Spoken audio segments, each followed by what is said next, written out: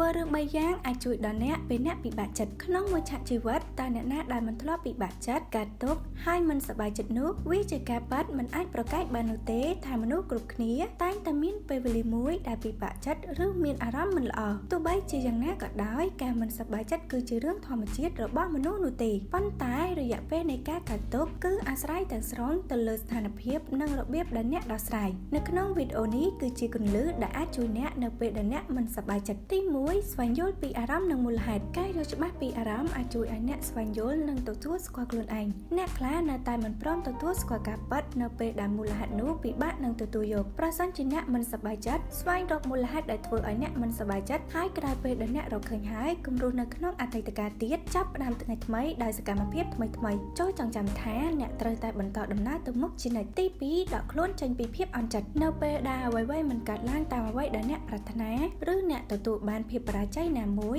អ្នកនឹងមិនសប្បាយចិត្តនោះទេប៉ុន្តែចូលកុំបោះបង់ឲ្យសោះចូលចងចាំថាអ្នកអាចសាកល្បងម្ដងហើយម្ដងទៀតដោយសុភាសិតអង់គ្លេសមួយបានពោលថា There is always next time ឬអ្នកតែងតែមានឱកាសធ្វើវាម្ដងទៀតដូច្នេះហើយកុំបោះបង់ពេកហើយងាកមកពង្រឹងសមត្ថភាពរបស់អ្នកឲ្យល្អជាងមុនសម្រាប់លទ្ធផលលើកក្រោយទី3រកមិត្តភក្តិឬអ្នកដែលយល់ចិត្តកុំខ្មាស់អៀនអីប្រសិនជាអ្នកមិនសប្បាយចិត្តអ្នកគួរតែរកមិត្តភក្តិមកចែករំលែកមនុស្សខ្លាំងឬរឹងមាំយ៉ាងណាក៏ដោយតែងតែមានពេលវេលាមួយដែលពួកគេត្រូវការជំនួយការលំលោមឬការគាំទ្រពីអ្នកដទៃពេលខ្លះអ្នកគ្រាន់តែត្រូវការមនុស្សម្នាក់មកស្ដាប់បញ្ហារបស់អ្នកតែប៉ុណ្ណោះបើទោះបីជាពួកគេមិនអាចជួយអ្វីដល់អ្នកក៏ពិតមែនប៉ុន្តែការមានអ្នកយល់ចិត្តម្នាក់គឺពិតជាមានតម្លៃខ្លាំងណាស់ថាមិនត្រូវអ្នកអាចនឹងមានអារម្មណ៍ល្អក្រោយពេលបានចែករំលែកទៀតផងសូមចុច like share និង subscribe page channel របស់យើងខ្ញុំដើម្បីទទួលបានខ្លឹមសារអប់រំបន្ថែមទៀត